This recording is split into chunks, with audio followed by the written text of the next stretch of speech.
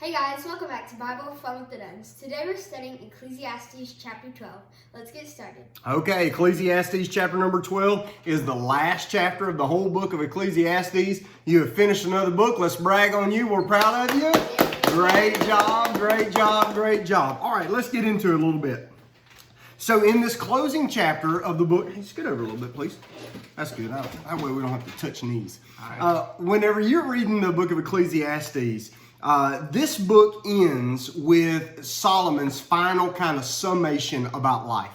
Now, whenever you're reading through, what you're going to find, Sunday morning, I'm going to preach on the beginning of this chapter. And what it really kind of marches through at the end, he's detailing kind of from his own experience. Remember, he's an aging king, and he's detailing what it's like to get old.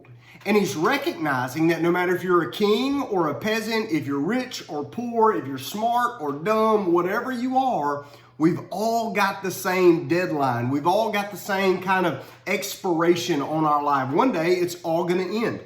And so Solomon comes all before this. He says, remember your creator before the silver cord is loose. He said, imagine a beautiful like chandelier hung. It's made out of gold and it's hung with a silver chain. He says, eventually one day that chain's going to break and everything that was beautiful and that brought light, one day it's all going to come down. All of it one day is going to end. And so Solomon says, before that day comes, the wisest thing you can do is make sure that you're right with God. As a matter of fact, Adrian Rogers used to say something like this. He used to say that eternity is long, so that while we're here, we must gear our lives toward preparing for the eternity that awaits us. And really, the more than we need to know ourselves, we need to know God.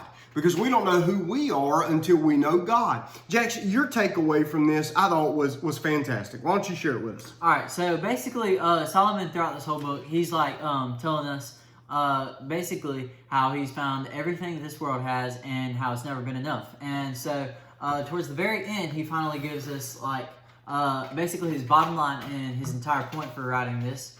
And he says, okay.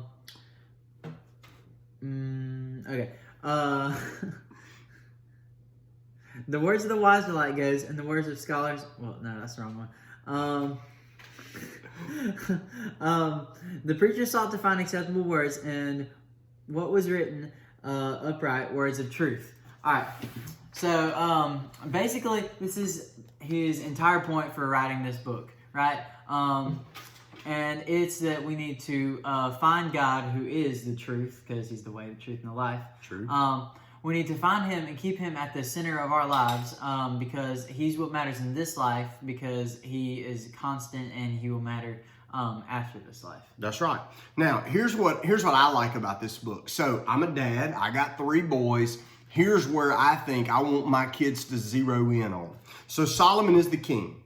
He's the wisest, he's the smartest, he's the most, he's got peace in his kingdom, he's wealthy, he's wise, he's got it all. And yet he's lived his life far from God, and now he's regretting it. And so now his conclusion is, if he could turn back all the days of his life and go back to the very beginning, here's what he says in verse number 1. He says, remember now your Creator in the days of your youth, before the difficult days come and the years draw near. So this is Solomon's version of Matthew 6:33. But seek ye first the kingdom of God and his righteousness, and all these things will be added unto you. But when do you start this? Do you start it when you're old? Do you start it at the end? Or do you start it when you're young? Young. I heard a preacher one time when I was a kid. I remember him telling this little story. He said that he was preaching at a church one time, and he got home, and his wife said, well, how was the service? He was traveling and just kind of doing service, not at his home church. He's traveling. So he comes home, and he said, oh, it was great. He said we had 2.5 people saved.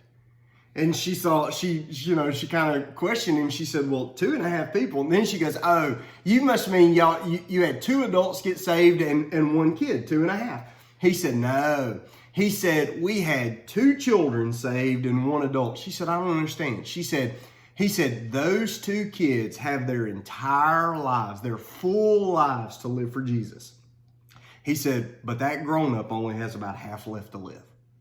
He said, 2.5 people got saved. 2.5 whole lives can now be lived for Jesus. Solomon said, remember now your Creator in the days of your youth. Well, how do you do that? Well, Solomon says in verse number 9, he's talking about the preacher. That's what he calls himself in this passage, because he's giving good godly advice and perspective here at the end.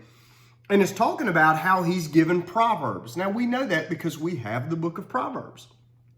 But he said that the words of the wise are like goads. Now, what that means is they're like cattle prods, because they push us, they compel us, they motivate us forward. And what it means then is that all of life and all of life's experiences are now like a school for our lives. The circumstances we live on, they teach us lessons, and oftentimes they test us to see how much we've learned. So let the words of God be what motivates us and moves us in the right direction. Now, verse number 13, he says, let us hear the conclusion of the whole matter. Fear God and keep his commandments, for this is man's all. Now, what does it mean that this is man's all? That means that it is our one purpose. Warren Wiersbe said, we don't own our lives, and one day we must give an account to God for what we have been given as his gift. In verse 13 here, these are basically two universal commands, that no life is ever truly lived independently from God. Now, basically, you can ignore God your whole life if you want to, but listen, it doesn't stop him from being God. You may not pay attention to him, but it doesn't mean he's not still in charge. And then it says in verse 14, for God will bring every work into judgment, including every secret thing, whether good or evil. And so what it means is that one day there's going to be a day of judgment where everything's going to come out. And you say, well, people oftentimes die having secrets. Well, that may be true, but one day there will be no secrets, which means that life must not really be over when the body dies. If there is a point where every work will come into judgment and every secret thing, whether good or evil, will be made known, then what Solomon is saying is that one day we will all stand before an all-knowing God. Solomon is preparing to meet his Maker. And what he's saying is, now that he's old, he sees the value in living for God and the folly, the dumb decisions he made while running from God. And he's begging all those who are reading, he says, while you still have a chance and while you're still young, follow God, because that's all that's going to matter in the end. We hope you've enjoyed this book. Tomorrow we get started on our Advent book and studying and celebrating the arrival of Jesus. We can't wait to study that with you. Have a great day. Bye.